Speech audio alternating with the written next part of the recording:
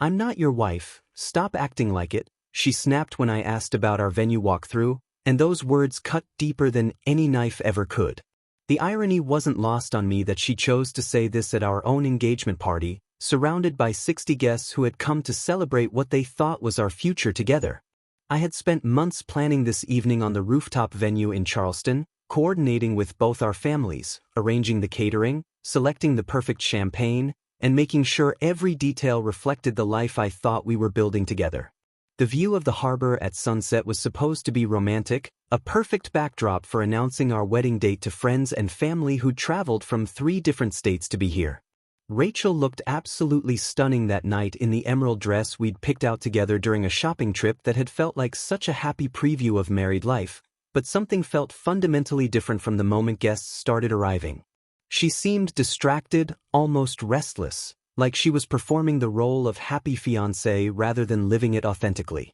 I noticed her gravitating toward the bar more than usual, not just for the craft cocktails we'd carefully selected but for increasingly lengthy conversations with Zane, the bartender we'd hired for the evening through a recommendation from my business partner. He was probably mid-20s, attractive in that effortless way that comes with youth and stories about backpacking through Europe between bartending gigs in various cities. Rachel found his tales about sleeping in hostels and working harvest seasons in Italian vineyards absolutely fascinating, touching his arm while she laughed at his observations about American tourists abroad and asking detailed questions about places she claimed she'd always wanted to visit. I was making the rounds with our families, introducing my college roommate to her aunts and making sure my grandmother was comfortable in her chair near the railing, when I noticed Rachel had been stationed at the bar for 20 minutes straight. She wasn't just ordering drinks anymore, she was leaning against the marble counter with her chin propped in her hands, completely absorbed in whatever Zane was telling her about his recent adventures in Prague and his plans for teaching English in Thailand next winter. The way she looked at him reminded me uncomfortably of how she used to look at me during our early dates 2 years ago, that unmistakable spark of genuine interest and physical attraction that I hadn't seen directed my way in months despite our upcoming wedding. When I finally approached to suggest we cut the 3-tier engagement cake soon since her grandmother was getting tired and several guests had mentioned early morning flights, Rachel barely glanced at me before turning back to ask Zane about his photography from Machu Picchu and whether he thought she'd enjoy solo backpacking through South America. The breaking point came when I gently reminded her that we had the final venue walkthrough scheduled for 10 the next morning with our wedding coordinator, something we'd been planning for weeks as one of our most important final wedding preparations. Instead of the enthusiastic response I expected from someone who'd been obsessing over centerpiece details for months, she whipped around with genuine annoyance flashing in her eyes like I'd just interrupted something crucial. That's when she delivered those words that would change everything between us forever, speaking loud enough for my parents, her sister Kelly, and half our wedding party to hear with perfect clarity. The entire rooftop fell silent except for the distant sounds of Charleston traffic below and the gentle clinking of ice in abandoned glasses, 60 people suddenly finding their drinks or their phones extremely interesting while the couple they'd come to celebrate stood frozen in what felt like an uncomfortable spotlight. Rachel didn't apologize or try to soften the devastating blow she'd just delivered to our relationship in front of everyone we cared about. Instead, she grabbed her designer clutch and announced she needed some air, which apparently meant disappearing downstairs with Zane for what turned into a 2-hour absence while I stood next to our expensive 3-tier engagement cake, watching our families exchange increasingly worried glances and attempt uncomfortable small talk about the weather and the beautiful harbor view. Her cousin Sarah finally approached around 11 to ask if everything was okay between us, and I found myself making weak excuses about pre-wedding stress while internally processing the devastating fact that my fiancé had just publicly rejected the fundamental premise of our upcoming marriage. When Rachel finally returned near midnight, slightly unsteady on her heels and smelling like cigarettes she'd supposedly quit months ago, I was finishing the cleanup with the catering staff while our last few guests gathered their gift bags and offered polite congratulations that felt more like sympathetic condolences. That night, as Rachel collapsed into our bed without any explanation or apology for her behavior, I lay awake staring at the ceiling and replaying her words over and over in my mind. The woman I'd planned to marry in just 6 weeks had announced to everyone who mattered most that she fundamentally rejected being treated like we were building a life together. She wasn't drunk when she said it, just brutally honest in a way that revealed something I'd been too hopeful and too trusting to acknowledge for months. I realized that somewhere along the way, Rachel had stopped seeing our engagement as a joyful promise and started seeing it as a suffocating burden, something that restricted her freedom rather than celebrated our love and commitment to each other. The young bartender represented everything I apparently wasn't anymore: spontaneous and unattached, available for adventure without the weight of shared mortgage payments and wedding planning and the thousand small daily compromises that come with building a genuine future with another person.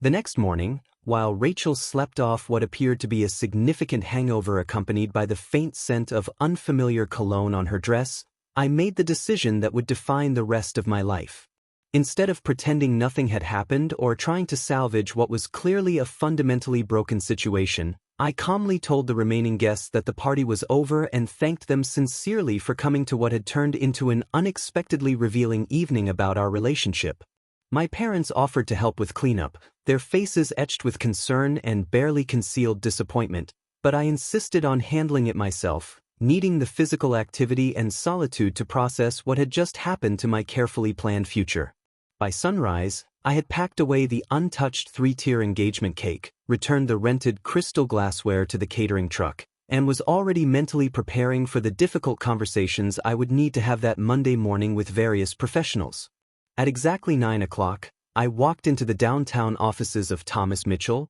the experienced family attorney who had handled my parents' estate planning for years and came highly recommended for his practical approach to relationship complications. Thomas was a pragmatic man in his 50s who had seen enough relationship disasters over his career to remain completely unsurprised by my detailed story about the engagement party meltdown and Rachel's public rejection of our upcoming marriage. After carefully reviewing all the receipts and contracts I'd brought with me in an organized folder, he delivered surprisingly encouraging news about my potential financial exposure and legal options. The engagement ring could be legally recovered since it was a conditional gift contingent upon marriage actually taking place, and most of our wedding vendors had standard 48-hour cancellation clauses that would minimize my monetary penalties if I acted immediately and decisively. Thomas also strongly suggested I handle our joint banking situation before Rachel woke up enough to cause additional financial complications, advice that proved absolutely invaluable in the coming hours as I methodically protected both our interests. I spent the rest of that Monday systematically dismantling the elaborate wedding we'd spent 8 months planning together down to every last detail. The venue coordinator at the prestigious Magnolia Plantation was surprisingly understanding and professional when I explained the delicate situation, readily agreeing to cancel our prime date reservation with only a modest penalty since they could likely rebook the popular time slot for peak Charleston wedding season. The caterer, photographer, and live band were equally professional about the sudden last-minute changes, though I could clearly hear the unspoken questions in their voices about what exactly had happened between Saturday night and Monday morning to cause such a dramatic reversal. The florist was actually relieved since she'd been privately worried about sourcing enough fresh peonies for our massive centerpiece arrangements during off-season, and our wedding cake designer mentioned she could easily adjust our custom 3-tier design for another couple who desperately needed a rush order for their own celebration. While I was making these necessary calls from my office during lunch breaks, Rachel was apparently sleeping until well past noon, giving me the uninterrupted time I needed to visit our bank downtown and transfer her name off our joint checking account we'd opened specifically for wedding expenses. The bank manager required proper documentation that I was acting within my legal rights regarding shared funds, but Thomas had efficiently prepared all the necessary paperwork that morning during our consultation. I left enough money in a separate account to cover her fair half of our shared apartment expenses through the end of the month, but moved the substantial wedding fund and my personal savings into a new individual account that would protect both our financial interests moving forward. By the time I returned to our shared apartment that evening after work, I had also arranged for a storage unit across town and quietly moved my most important belongings out of our shared space, including my computer, important documents, and the furniture I'd contributed to our household. Rachel finally emerged from our bedroom around 4 in the afternoon, looking confused and increasingly irritated by the growing number of urgent messages piling up on her phone from various wedding vendors asking for immediate confirmation about the sudden cancellations. She found me sitting calmly at our kitchen table with the engagement ring box placed deliberately in the center, still wearing yesterday's wrinkled clothes and looking genuinely bewildered by the sudden flurry of professional business calls she couldn't understand. When she demanded to know why all these people were calling about canceling our wedding plans, I simply slid the ring box toward her across the wooden surface and delivered the words I'd been carefully rehearsing all day during my vendor calls. I told her she was absolutely right about not being my wife, and that I had decided to honor her public wishes by treating her exactly as she'd requested in front of our families and friends. The expression on her face shifted rapidly from sleepy confusion to dawning shock to something approaching genuine panic as she realized I was completely serious about ending our engagement based entirely on her own deliberate public declaration. The lengthy conversation that followed revealed absolutely everything I needed to know about Rachel's true priorities and expectations for our relationship moving forward. She immediately began backtracking frantically, claiming she'd been overwhelmed by wedding stress and hadn't meant what she said in front of our families the night before. When I calmly pointed out that her words had been crystal clear and deliberately delivered, not some alcohol-fueled mistake or misunderstanding, she switched tactics completely and began crying dramatically about how I was severely overreacting to one thoughtless comment during what should have been a joyful celebration of our love. The one detail I hadn't mentioned to Rachel during our breakup conversation was my decision about our non-refundable honeymoon package to Santorini, an $8,000 investment that represented months of careful saving and planning for what I'd imagined would be the perfect start to our married life. Instead of simply canceling the trip and absorbing the complete financial loss, I called our travel agent Tuesday morning with a rather unconventional request that would prove to be one of the best decisions of my entire life. Margaret, our agent at Premier Travel, was initially confused when I asked about changing the second passenger name from Rachel to someone else, but she became genuinely intrigued when I explained that my engagement had ended and I wanted to salvage something positive from the situation. The person I had in mind was Emma Richardson, a brilliant marine biologist I'd met 6 months earlier at a conservation conference in Savannah where I'd been representing my firm's environmental investment portfolio. Emma had mentioned during our professional conversation that she'd always dreamed of studying Mediterranean marine ecosystems but had never had the funding or opportunity to conduct research in that region.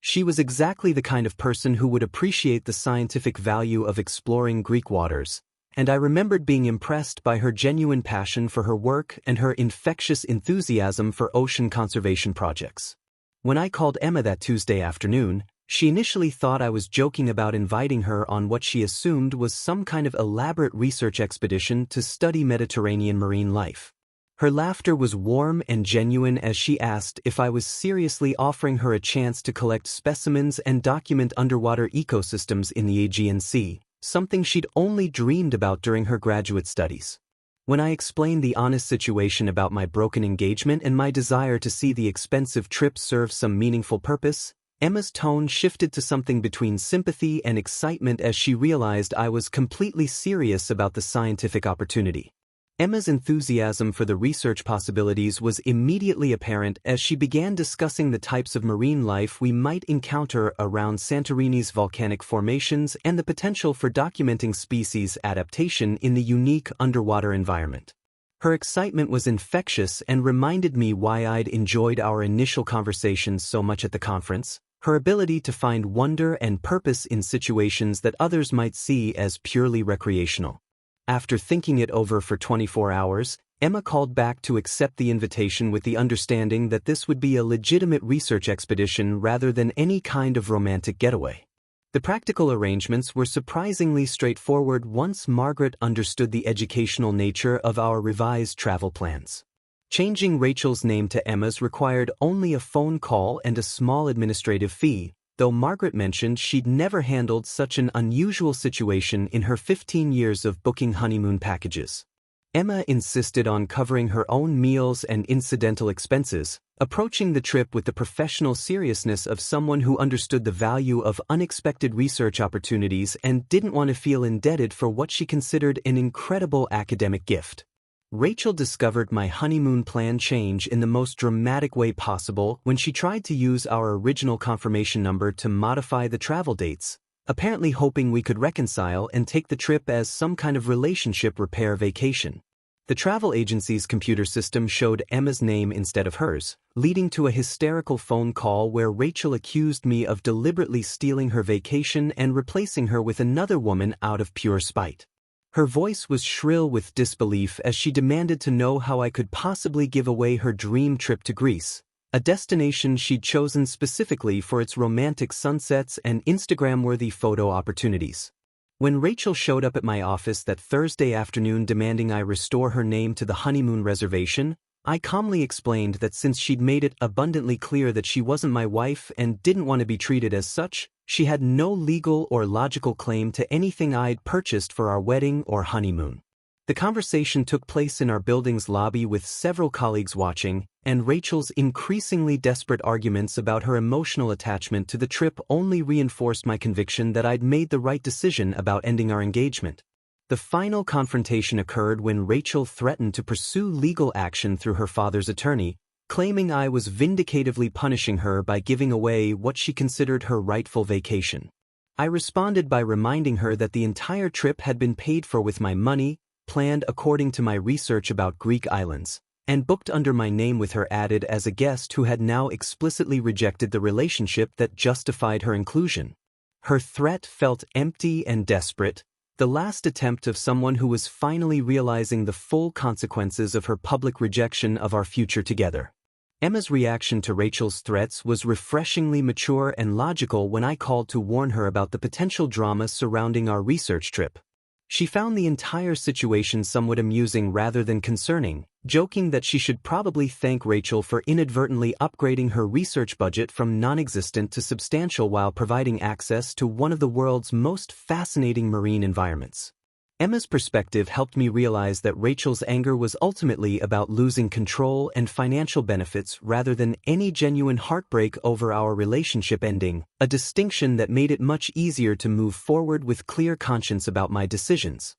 The legal threats Rachel had made turned out to be more serious than I initially expected when her family hired an attorney and demanded I restore the honeymoon reservation to its original configuration. Her father called me Thursday evening, his voice tight with anger as he accused me of being vindictive and cruel for taking another woman on his daughter's dream vacation to Greece. The conversation became increasingly uncomfortable as he detailed Rachel's emotional distress and suggested that my actions constituted some form of financial abuse, despite the fact that I had paid for every aspect of the trip with my own money earned through months of overtime work at the firm. Rachel's sister Kelly escalated the situation by posting a lengthy social media rant that painted me as a controlling manipulator who had deliberately destroyed her sister's happiness out of spite and wounded masculine pride. Her post included dramatic language about emotional terrorism and financial manipulation, claiming that I had stolen Rachel's rightful vacation and replaced her with a stranger just to cause maximum psychological damage. The post garnered dozens of sympathetic comments from people who only knew Rachel's version of events, creating an online narrative that portrayed me as the villain in our relationship's demise. However, Kelly's social media strategy backfired spectacularly when several people who had attended our engagement party began commenting with their own observations about Rachel's behavior that evening. Our mutual friend David posted a detailed response describing Rachel's extended flirtation with the bartender and her public rejection of our relationship, while my cousin Sarah shared her own discomfort with Rachel's dismissive attitude toward our upcoming marriage. The comments section became a battleground of competing narratives that ultimately revealed much more about Rachel's character than Kelly had intended to expose. The situation reached a crisis point when both families agreed to meet at a neutral location to discuss the mounting tensions and legal threats that were threatening to escalate beyond anyone's control. We gathered at a coffee shop downtown on Saturday morning with Rachel's parents, Kelly, my parents, and both Rachel and myself sitting around two pushed-together tables in what felt like an intervention designed to force some kind of reconciliation. The atmosphere was thick with unspoken accusations and barely contained emotions as everyone tried to navigate the competing loyalties and conflicting versions of recent events. During this tense family meeting, Rachel finally broke down completely and admitted that she had gotten scared about the commitment our upcoming marriage represented, particularly the financial and emotional expectations that seemed to increase with each passing day of wedding planning. Her tears seemed genuine for the first time since our engagement party as she confessed to feeling trapped by the elaborate celebration we'd planned and overwhelmed by the permanent nature of the promises we were preparing to make. She claimed that her harsh words to me had been a panic response rather than a reflection of her true feelings about our relationship. Despite her emotional confession and apparent vulnerability, I found myself unmoved by Rachel's explanation and unwilling to consider rekindling our relationship based on her claims of fear and confusion. I responded calmly that her words at the engagement party had revealed her authentic feelings about being treated like we were building a life together, and that I was simply honoring her explicit request not to be considered my wife. Her admission that she'd been scared only confirmed my belief that she wasn't ready for the kind of committed partnership I wanted to build with someone who shared my vision for our future. The meeting ended without resolution when I declined to cancel Emma's participation in the research trip or restore Rachel's name to any of our former shared plans.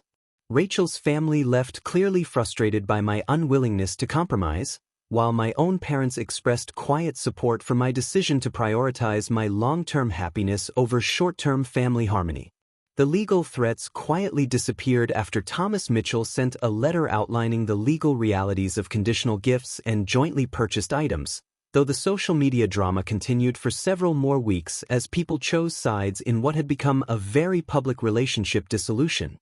3 weeks later, Emma and I boarded our flight to Athens with genuine excitement about the research opportunities that lay ahead, though I couldn't help but notice how different this felt from the romantic honeymoon I'd originally planned with Rachel. Emma had spent the previous weeks preparing for our expedition with the thoroughness of a dedicated scientist, researching local marine species, coordinating with Greek research institutions, and packing specialized equipment for underwater documentation and specimen collection. Her enthusiasm was infectious as she explained the unique characteristics of Mediterranean sea life and the potential discoveries we might make around Santorini's distinctive volcanic formations. Our 10 days in Greece exceeded every expectation I could have imagined, combining legitimate scientific research with the natural development of a genuine friendship that felt both comfortable and exciting. Emma's expertise transformed every diving excursion into an educational adventure as she identified species I'd never noticed before, explained the ecological relationships between different marine organisms, and documented our findings with professional precision that made me appreciate the serious academic value of our expedition. We spent our mornings exploring underwater caves and reef systems while our afternoons were dedicated to cataloging specimens and reviewing underwater photographs that captured the remarkable biodiversity of the Aegean Sea. The romantic aspects of our trip developed organically rather than through any deliberate planning, growing naturally from shared sunset dinners in OIA where we discussed conservation efforts and our mutual passion for protecting marine environments. Emma's genuine excitement about each day's discoveries made me realize how refreshing it was to spend time with someone who found joy in learning and exploration rather than simply consuming expensive experiences for social media validation. Our conversations ranged from serious discussions about climate change impacts on ocean ecosystems to playful debates about the best techniques for underwater photography, creating an intellectual and emotional connection that felt more substantial than anything I'd experienced in years. Meanwhile, Rachel was apparently struggling with the reality of my absence and her loss of the lifestyle she'd taken for granted during our relationship. Her social media activity became increasingly desperate and manipulative as she posted cryptic quotes about toxic masculinity and men who couldn't handle strong, independent women, clearly attempting to reframe our breakup as evidence of my inadequacy rather than the consequences of her own choices. Her posts about deserving better and recognizing red flags seemed designed to generate sympathy while painting me as controlling and vindictive, though the people who actually knew both of us remained notably absent from the supportive comments she was clearly seeking. The most revealing aspect of Rachel's online behavior was her constant indirect references to our Greek vacation and her attempts to make me feel guilty about taking Emma instead of her. She posted photos of other couples' Santorini trips with captions about dreams stolen and promises broken, creating a narrative that positioned her as the victim of my cruel betrayal rather than someone who had explicitly rejected the relationship that justified her inclusion. Her friends occasionally commented with generic supportive messages, but the lack of specific details in their responses suggested that even her closest allies understood the complicated reality of our situation. Emma found Rachel's social media campaign more amusing than threatening when I showed her some of the more dramatic posts during our evening planning sessions for the next day's research activities. Her scientific mind seemed genuinely puzzled by the emotional energy Rachel was investing in public victimhood rather than moving forward with her own life and goals. Emma's perspective helped me realize that Rachel's behavior was actually confirming the wisdom of my decision to end our engagement, since someone truly ready for marriage would focus on personal growth and future possibilities rather than public blame and emotional manipulation designed to generate sympathy from strangers. Our research collaboration also revealed Emma's impressive professional network when she arranged video calls with colleagues at several marine biology institutions who were fascinated by our findings and eager to collaborate on future projects. Watching Emma present our preliminary data to respected scientists while sitting on our hotel balcony overlooking the caldera made me appreciate not just her expertise but her genuine passion for work that had meaningful impact beyond personal satisfaction. The contrast with Rachel's career approach, which seemed focused primarily on social status and financial benefits rather than actual achievement or contribution, became impossible to ignore as I observed Emma's authentic engagement with her field. By our final evening in Santorini, Emma and I had collected enough research material for several potential publications while also developing a personal connection that felt both natural and promising for the future. We spent our last night reviewing photographs and research notes while sharing a bottle of local wine and discussing plans for continued collaboration on marine conservation projects once we returned home. The evening felt like the perfect conclusion to an experience that had transformed from a salvaged honeymoon into something far more valuable, a genuine partnership based on shared interests and mutual respect rather than convenience and social expectations. The return flight to Charleston gave us time to process what had developed between us during our Greek adventure, and we agreed to pursue a long-distance relationship that would allow Emma to continue her research in Savannah while we explored the potential for something more serious. The contrast with my previous relationship was stark. Emma's maturity and independence made every interaction feel like a choice rather than an obligation, while her genuine interest in my work and goals created the kind of mutual support I'd thought was normal until I experienced something better. Returning to Charleston after our Santorini research expedition, I discovered that Rachel had moved out of our shared apartment but left behind a carefully crafted letter detailing her recent therapy sessions and promising to work on what she called her commitment issues and fear of emotional intimacy. The 3-page handwritten note read like a combination of self-help book quotes and desperate appeals for reconciliation, filled with language about personal growth and newfound self-awareness that felt calculated rather than genuine. She claimed to have realized that her behavior at the engagement party stemmed from deep-seated fears about losing her independence, and she promised that therapy was helping her understand how to maintain her individuality while building a committed partnership with someone who truly understood her needs. Despite Rachel's therapeutic revelations and promises of change, I felt nothing more than mild curiosity about her claimed personal development, since her letter still focused primarily on what she wanted rather than acknowledging the genuine hurt she'd caused through her public rejection of our relationship. Emma and I began developing our long-distance relationship with weekly visits that allowed her to conduct research at the Charleston Marine Research Center while we explored the growing connection between us. Her weekend visits quickly became the highlight of my week as she brought a combination of intellectual stimulation and emotional warmth that made every interaction feel meaningful and purposeful. Emma's natural charm and genuine interest in other people made her an instant favorite among my friends and family, who were impressed by her thoughtful questions about their lives and her ability to contribute meaningfully to conversations about topics ranging from local politics to environmental conservation. She had a gift for remembering personal details that people shared and following up on them during subsequent visits, the kind of authentic engagement that revealed her character and made everyone feel valued in her presence. My parents were particularly taken with her homemade cookies and her enthusiastic questions about their garden, while my friends appreciated her willingness to participate in group activities without trying to dominate conversations or redirect attention to herself.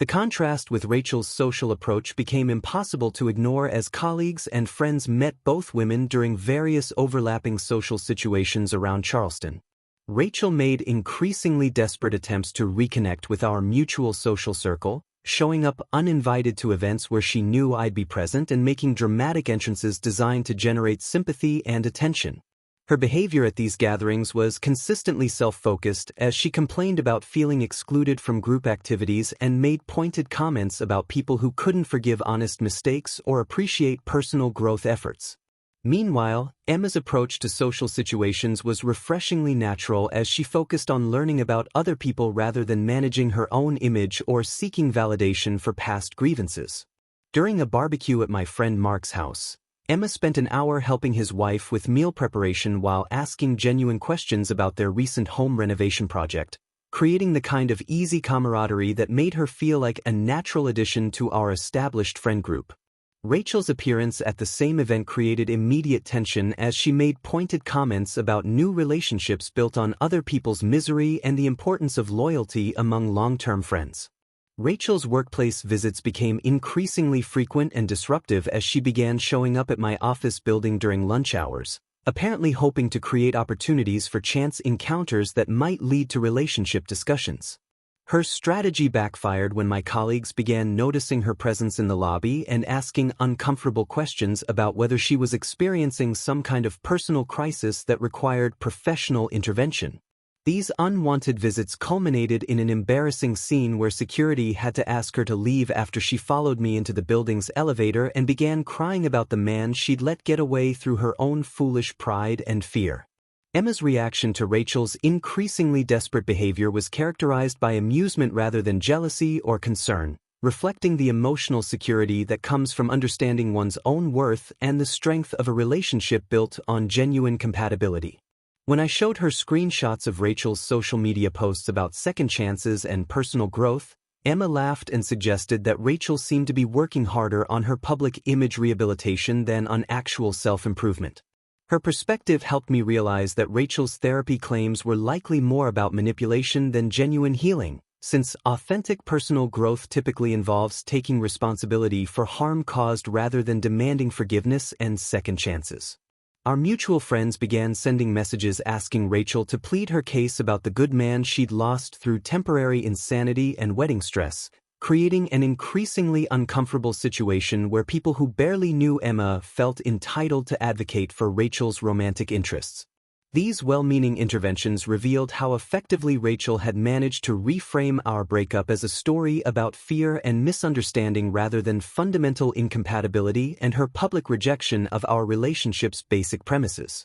Emma handled these awkward situations with grace and humor, pointing out that anyone who knew the full story would understand why pushing for reconciliation was both inappropriate and futile. The most telling moment came during a dinner party where both women were present, allowing our friends to observe their contrasting approaches to social interaction and relationship dynamics in real time. Emma brought a thoughtful hostess gift and spent the evening asking engaging questions about other guests' work and interests, while Rachel monopolized conversations with dramatic stories about her personal growth journey and thinly veiled criticisms of people who couldn't appreciate authentic change and emotional vulnerability. A year after our Santorini research expedition had transformed my life in ways I never could have imagined, I found myself planning another proposal, but this time with complete confidence about both my choice of partner and her likely response to my carefully considered gesture. Emma and I had spent months collaborating on marine conservation projects that combined her expertise with my firm's environmental investment initiatives, creating both professional synergy and personal intimacy that felt like the foundation for a lifetime partnership.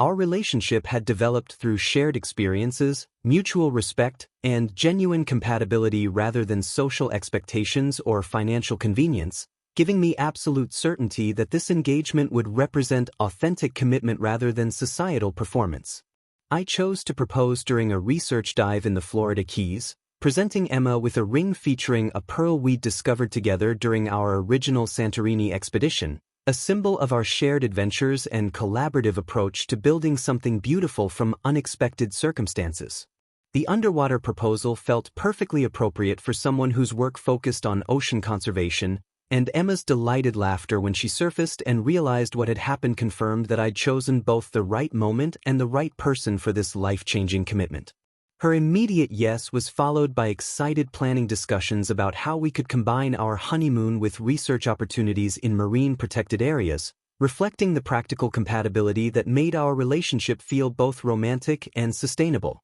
Our intimate beachside wedding 6 months later featured donations to marine conservation organizations instead of traditional gifts, reflecting our shared values and desire to use our celebration as an opportunity to support causes that mattered to both of us. Emma's research colleagues shared touching stories about our collaborative work protecting coral reefs and the positive impact our partnership was having on important environmental initiatives, making the ceremony feel like a celebration of both personal love and professional purpose. The guest list included friends and family who had supported our relationship from its unconventional beginning, creating an atmosphere of genuine joy rather than obligation or social performance. Rachel chose our wedding day to send a vindictive message claiming that my ability to move on so quickly proved her right about men not being able to handle rejection or emotional complexity from strong, independent women. Her bitter communication attempted to reframe our entire relationship history as evidence of my inadequacy and inability to appreciate her depth and authenticity, suggesting that Emma represented a downgrade to someone less challenging and more conventionally submissive. Emma simply deleted the message without reading it completely, focusing instead on our ceremony and the future we were building together based on mutual respect and shared goals rather than drama and manipulation. The wedding reception showcased everything I'd learned about the difference between authentic partnership and performative relationships as Emma moved naturally among our guests, creating genuine connections and memorable conversations rather than seeking attention or validation for her own satisfaction. Her ability to make everyone feel included and valued reminded me why I'd fallen in love with her character long before our romantic relationship developed, and watching her interact with my family and friends confirmed that I'd finally found someone whose presence enhanced every situation rather than complicating it with unnecessary conflict or emotional demands.